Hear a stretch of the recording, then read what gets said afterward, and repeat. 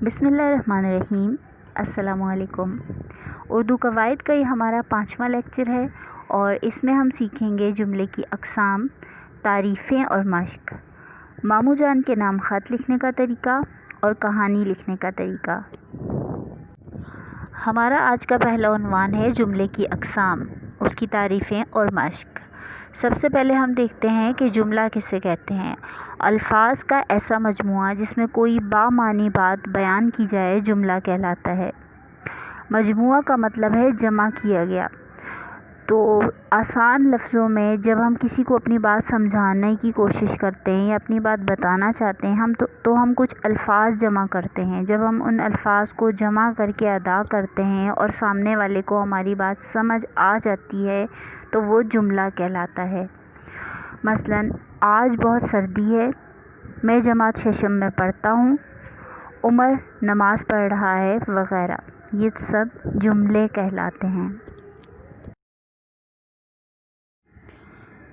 जुमले की अक़साम। उर्दू कवायद की रूह से जो हम गुफ्तगू करते हैं या बातचीत करते हैं, जो हम जुमले अदा करते हैं, उन्हें 3 अक़साम में तक़सीम किया गया है। मस्बत जुमला, मनफ़ी जुमला, सवालिया जुमला। यानी बातचीत के दौरान हम जो अल्फाज, जो जुमले इस्तेमाल करते हैं वो 3 तरह के होते हैं: मस्बत, मनफ़ी और सवालिया। अब चलते हैं जुमले की अक़साम की तरफ। जुमले की अक़साम में सबसे पहली किस्म है मस्बत जुमला। एक आम सादा जुमला मस्बत जुमला कहलाता है। अब सबसे पहले तो हमें ये समझना है कि आम या सादा जुमला कौन सा होता है। ऐसा जुमला जिसमें ना तो इनकार पाया जाए यानी मनफ़ी, और ना ही सवाल पूछा जाए यानी सवालिया। यानी वो जुमला सवालिया भी ना हो, मस्बत भी ना हो, ना तो उसमें इनकार के मायने पाए जाएं और ना सवाल पूछा जाए, वो जुमला मस्बत जुमला कहलाएगा। जैसे, मैंने आम खाया, अली के पास कलम है, बिल्ली सो रही है। जुमले की दूसरी किस्म है मनफ़ी जुमला। जिस जुमले में किसी बात का इनकार या किसी काम से इनकार या नहीं पाया जाए वो मनफ़ी जुमला कहलाता है। मसलन, अली वक्त पर स्कूल नहीं जाता, आज मैं खाना नहीं खाऊंगी, अब्बू अभी तक घर नहीं आए। तो समझ हमें क्या आया है कि ऐसे जुमले जिसमें किसी बात या काम से इनकार पाया जाए या किसी काम का ना होना या ना करना पाया जाए, वो जुमला मनफ़ी जुमला कहलाएगा। जुमले की तीसरी किस्म है सवालिया जुमले। अगर जुमले में कोई सवाल पूछा जाए तो ये जुमला सवालिया जुमला कहलाएगा। याद रखिए कि सवालिया जुमले के आखिर में हमेशा सवालिया निशान लगाया जाता है। सवालिया जुमलों की एक पहचान ये भी है कि इन जुमलों में क्या, कब, कहाँ, कौन, किस और क्यों के अल्फाज इस्तेमाल किए जाते हैं, क्योंकि ये सारे अल्फाज जो हैं हम किसी से सवाल पूछने के लिए इस्तेमाल करते हैं। जैसे, तुम कहाँ जा रहे हो, क्या बिल्ली ने सारा दूध पी लिया, बाजी लाहौर कब जाएंगी, आज कौन सी तारीख है। इस तरह के अल्फाज सवालिया जुमले में इस्तेमाल किए जाते हैं। मश्क। हमने मस्बत, मनफ़ी और सवालिया 3 जुमलों की तारीफ़ें और वजाहत सुन ली। अब इसके बाद आपको मश्क के लिए ये काम भी दिया जा रहा है, सरगर्मी दी जा रही है कि आपको सबसे पहले 3 मस्बत जुमले बनाने हैं, उसके बाद 3 मनफ़ी जुमले बनाने हैं और सवालिया जुमलों की हेडिंग लिखने के बाद आपको ये 3 अल्फाज इस्तेमाल करते हुए 3 सवालिया जुमले बनाने हैं। वो लफ्ज़ हैं कौन, क्यों और किस। इन तीनों लफ्ज़ों को इस्तेमाल करते हुए आप 3 सवालिया जुमले बनाएंगे और ये काम उर्दू कवायद की कॉपी में तारीफ़ें लिखने के बाद आप करेंगे। हमारा अगला उन्वान है कहानी नवीसी। किस्से या कहानियाँ तो हम सबको पसंद होते हैं और कहानी के बारे में बता दूं कि किसी गुज़रे हुए वाक़े को तहरीरी शक्ल में बयान करना या ज़बानी सुनाना कहानी कहलाती है। किस्से या कहानियाँ कभी तो सच्चाई पर मबनी होते हैं और कभी कभी सबक के तौर पर कहानियाँ लिखी भी जाती हैं जो कि हकीकत पर मबनी नहीं होती। یہاں ہم کہانی نویسی کے کچھ اصول سیکھیں گے، یعنی کہانی لکھتے ہوئے ہمیں کون سی باتوں کو مد نظر رکھنا ہے یا کن باتوں کا خیال رکھنا ہے۔ سب سے پہلے تو مناسب عنوان لکھیے، یعنی کہانی کا جو عنوان ہے یا موضوع ہے اس کے حساب سے آپ کہانی کا نام سوچ کر لکھیں گے۔ اس کے بعد سادہ اور آسان الفاظ استعمال کیجیے تاکہ آپ کو لکھنے میں آسانی ہو اور پڑھنے والے کو سمجھنے میں۔ اس کے بعد کہانی کا آغاز زمانہ ماضی سے کیجیے۔ آپ نے دیکھا ہوگا اکثر کہانیاں جو ہیں وہ اس طرح سے شروع ہوتی ہیں کہ کسی زمانے کی بات ہے یا ایک دفعہ کا ذکر ہے، ایک زمانے میں ایک بادشاہ تھا۔ اس قسم کی لائنوں سے کہانیاں اس لیے شروع کی جاتی ہیں کیونکہ کہانی زیادہ تر ماضی میں ہی لکھی جاتی ہے یا ماضی میں گزرے ہوئے وقت میں کوئی واقعہ ہوا ہوتا ہے، اس کو ہم بیان کرتے ہیں۔ اس کے بعد واقعات کی ترتیب کا خیال رکھیے۔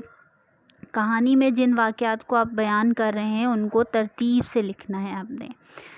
پیراگراف بنا کر لکھیے۔ پیراگراف بنا کر اس لیے تاکہ آپ کو لکھنے میں بھی آسانی ہو۔ اس کے علاوہ آپ کا کام جو لکھا ہوا ہے وہ خوش خط بھی ہوگا اور آسانی سے سمجھ بھی آئے گا۔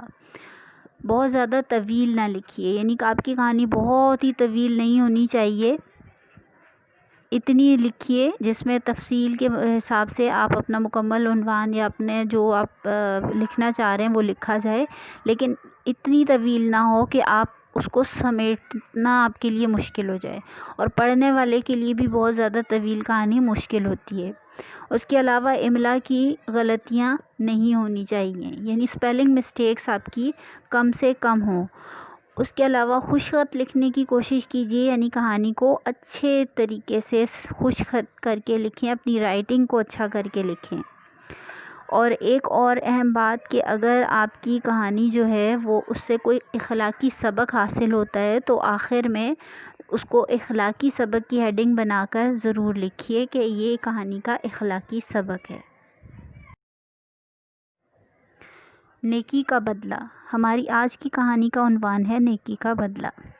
گزرے وقتوں کی بات ہے کہ ایک بہت ظالم بادشاہ تھا۔ وہ اپنے غلاموں پر بہت ظلم کرتا تھا۔ ایک دفعہ بادشاہ نے اپنے ایک غلام پر بہت ظلم کیا اور اسے قید کر دیا۔ غلام کسی طرح جان بچا کر بادشاہ کی قید سے بھاگ کر جنگل میں جا چھپا۔ وہاں اس نے ایک شیر دیکھا۔ شیر کے پنجے میں کانٹا لگنے کی وجہ سے وہ بہت تکلیف میں تھا۔ شیر کی تکلیف دیکھ کر غلام کو بہت ترس آیا اور وہ ڈرتے ڈرتے شیر کی مدد کے لیے آگے بڑھا اور شیر کے پنجے سے کانٹا نکال دیا۔ شیر تکلیف سے نجات پا کر پرسکون ہو گیا اور چلا گیا۔ ایک دن وہی بادشاہ اپنی فوج کے ساتھ اس جنگل کی طرف جا نکلا۔ بادشاہ نے وہاں اس غلام کو دیکھا تو حکم دیا کہ اسے شیر کے آگے ڈال دیا جائے۔ بادشاہ کے حکم کے مطابق اس غلام کو شیر کے آگے ڈال دیا گیا۔ اتفاق سے یہ وہی شیر تھا جس کے پنجے سے غلام نے کانٹا نکالا تھا۔ شیر غلام کو دیکھتے ہی پہچان گیا اور اس کے قدموں میں جا کر بیٹھ گیا۔ پھر اچانک ہی اٹھا اور اس نے بادشاہ پر حملہ کر دیا، جس سے بادشاہ شدید زخمی ہو گیا اور بڑی مشکل سے جان بچا کر بھاگا۔ اس طرح غلام کی چھوٹی سی نیکی کی وجہ سے اس کی جان بچ گئی۔ اخلاقی سبق۔ اس کہانی سے ہمیں یہ سبق ملتا ہے کہ ہمیں ہر کسی کے ساتھ نیکی کرنی چاہیے، کیونکہ نیکی کبھی بھی ضائع نہیں ہوتی اور اس کا بدلہ ضرور ملتا ہے۔ یہ کہانی آپ اپنی اردو قواعد کی کاپی میں خوش خط لکھیں گے۔ سرگرمی۔ کہانی لکھنے کے اصول ہم نے تفصیل سے پڑھ لیے۔ اب آپ کو ایک سرگرمی دی جا رہی ہے کہ آپ کو اتفاق میں برکت کے عنوان پر ایک کہانی لکھنی ہے، اور یہ کام آپ اردو قواعد کی کاپی میں کریں گے۔ ہمارا اگلا عنوان ہے خط۔ اردو قواعد کے لیکچر نمبر 3 میں خط لکھنے کا طریقہ ہم تفصیل سے سیکھ چکے ہیں اور اس کی وضاحت بھی موجود ہے۔ آپ اس کو ایک دفعہ دیکھیں گے لیکچر نمبر 3 میں دی گئی وضاحت کو، اور پھر آپ کو میں ایک سوال دے رہی ہوں کہ اپنے ماموں جان کے نام خط لکھ کر تحفہ بھیجنے کا شکریہ ادا کیجیے۔ یہ آپ کو اپنی اردو کی قواعد کی کاپی میں لکھنا ہے، یعنی سوال کاپی کریں گے اور اس کے سامنے والے صفحے پر آپ اپنے ماموں جان کے نام خط لکھیں گے۔ خط کا پیٹرن، خط کا خاکہ وہی رہے گا، اور جو پیراگراف ہے، جو عنوان ہے، اس میں آپ اس طرح سے تفصیل لکھ سکتے ہیں کہ آپ کے ماموں جان نے آپ کو پاس ہونے پر، نئی کلاس میں جانے پر، یا پھر آپ کی سالگرہ کے موقع پر کوئی گھڑی یا کوئی چیز تحفے میں دی ہے اور آپ اس کا شکریہ ادا کریں گے۔ یہ کام آپ اردو قواعد کی کاپی میں لکھیں گے۔ اعادہ: آج کے لیکچر میں ہم نے سیکھا جملے کی اقسام، تعریفیں اور مشق، کہانی لکھنے کا طریقہ اور ماموں جان کے نام، خط۔ گھر کا کام: جملے کی اقسام کی تعریفیں لکھیے، دی گئی مشق مکمل کیجیے، کہانی نیکی کا بدلہ لکھیے، کہانی اتفاق میں برکت لکھیے اور ماموں جان کے نام، خط لکھیے۔